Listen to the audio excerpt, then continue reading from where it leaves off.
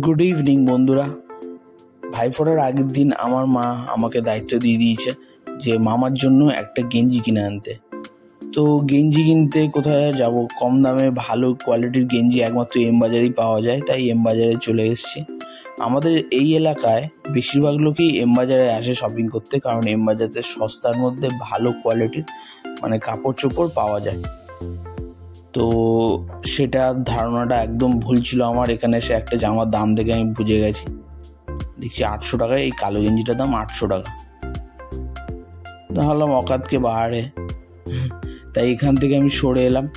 সরে গিয়ে খুঁজছি কলার দেওয়া গেঞ্জি, কলার দেওয়া হাওয়াদা গেঞ্জি, প্লেন সিম্পল কলার দেওয়া হাওয়াদা গেঞ্জি।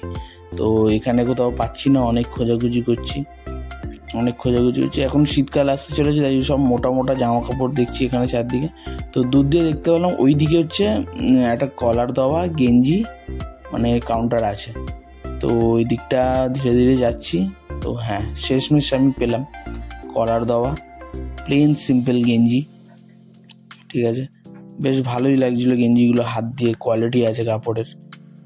তো অনেকগুলো ঘাঁটাঘাঁটি করার পরে পছন্দ হলো আমার একটা গেঞ্জি, কিন্তু গেঞ্জির সাইজ আমার পছন্দ হচ্ছিল না। তাই এদিকে আমার একটা বন্ধু হচ্ছে কী সব দেখাচ্ছিল, সেটাকে ইগনোর করে একটা কালো গেঞ্জি আমার খুব পছন্দ হলো। কিন্তু মা বলেছিল তোর সাইজে যেটা হবে সেটা নিবি। তো আমার সাইজটার মধ্যে মাপলাম, তো আমার তো ছোট লাগলো। এম সাইজটা আমার ছোট হয়, অ্যাকচুয়ালি আমার এল সাইজ লাগে। তো অনেক ঘাটাঘাটি করার পরে এটা রেখে দেওয়ার পরে আমার পছন্দ হলো হচ্ছে এইটা, এই কালারটা আমার অতটা পছন্দ হয় না, আমার একটু ডিপ কালার পছন্দ। কিন্তু মামা পড়বে, আমার থেকে অনেকটাই বড় মামা, তো তাই জন্য এইটা নিয়ে বিলিং করতে বেরিয়ে পড়লাম। এই আন্টিটা বিল করাচ্ছে, এই আন্টিটা বিল করার পরেই আমার বিলিংয়ের টাইম আসবে। তো বিল করানো হয়ে গেছে, এবার মেইন গেট থেকে বেরোতে যাবো।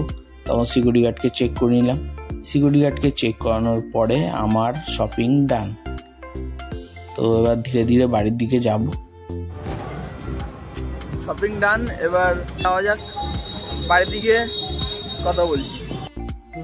ভিডিওটা এখানেই শেষ করলাম। ভিডিওটা ভালো লেগে থাকলে লাইক করে দিও, নতুন হয়ে থাকলে সাবস্ক্রাইব করে দিও প্লিজ। সাবস্ক্রাইবটা করো, একটু হেল্প হয়ে যাবে। তো গুড নাইট তোমাদের সবাইকে, থ্যাংক ইউ।